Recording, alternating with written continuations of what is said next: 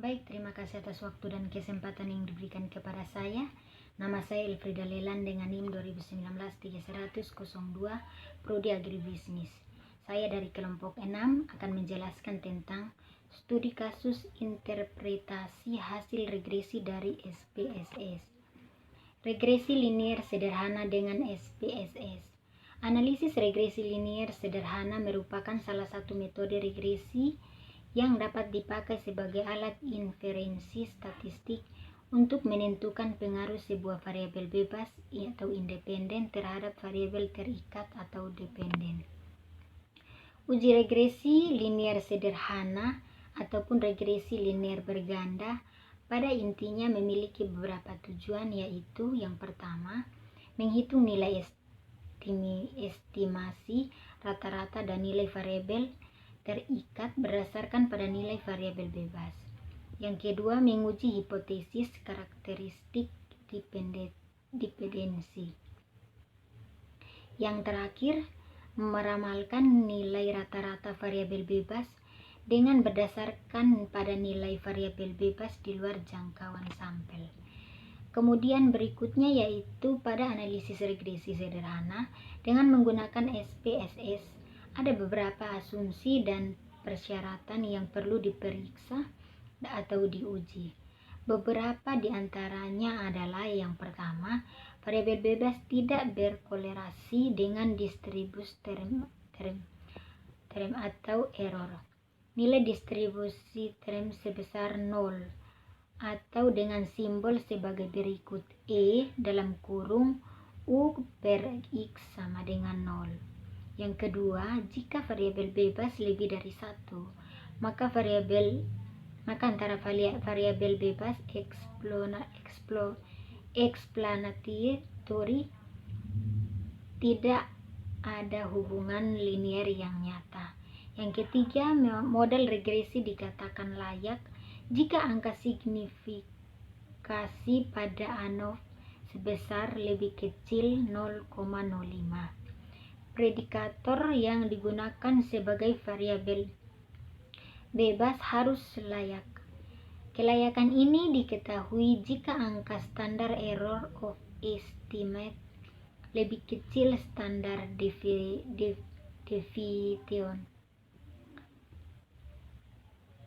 Yang keempat, koefisien regresi harus signifikan. Pengujian dilakukan dengan uji T. Koefisien regresi signifikan jika T hitung lebih besar tabel atau nilai kritis. Yang kelima, model regresi dapat diterangkan dengan menggunakan nilai koefisien determinis atau KD sama dengan R square kali 100%. Semakin besar nilai tersebut, maka model semakin baik. Jika nilai mendekati 1, maka model regresi semakin baik. Nomor ke-6, residual harus berdistribusi normal. Yang berikut 7, data berskala interval atau rasio. Yang terakhir, kedua variabel bersifat dependen, artinya satu variabel merupakan variabel bebas atau variabel predikator, sedangkan variabel lainnya variabel terikat atau variabel respon. Yang berikut masuk pada tutorial regresi linier sederhana dengan SPSS. Proses mulai dengan memilih menu evals, kemudian pilih linear. Pada pilih variabel Y sebagai variabel dependen atau terikat dan X1 sebagai variabel independen atau bebas. Lalu klik tombol OK. Kemudian output regresi linier sederhana dengan SPS. Output SPS akan menampilkan hasil berupa 4 buah tabel, yaitu yang pertama, tabel variabel penelitian, kemudian tabel kedua yaitu ringkasan model, 3 tabel ANOV, dan yang terakhir tabel koefisien. Selanjutnya, interpretasi regresi linier sederhana dengan SPS. Cara membaca output SPS Hasil uji regresi linear tersebut adalah yang pertama, pada tabel pertama menunjukkan variabel apa saja yang diproses, mana yang menjadi variabel bebas dan mana yang menjadi variabel terikat. Kemudian yang kedua, tabel kedua ini menampilkan nilai R yang merupakan simbol dari nilai koefisien korelasi. Pada contoh di atas, nilai korelasi adalah 0,342.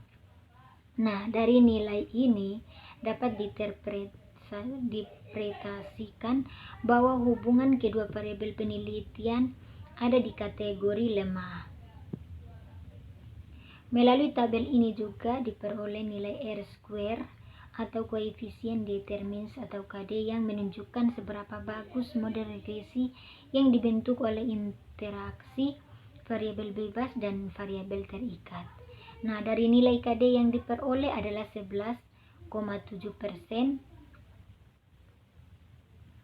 dibentuk oleh interaksi variabel bebas dan variabel terikat. Nilai KD yang diperoleh adalah 11,7%,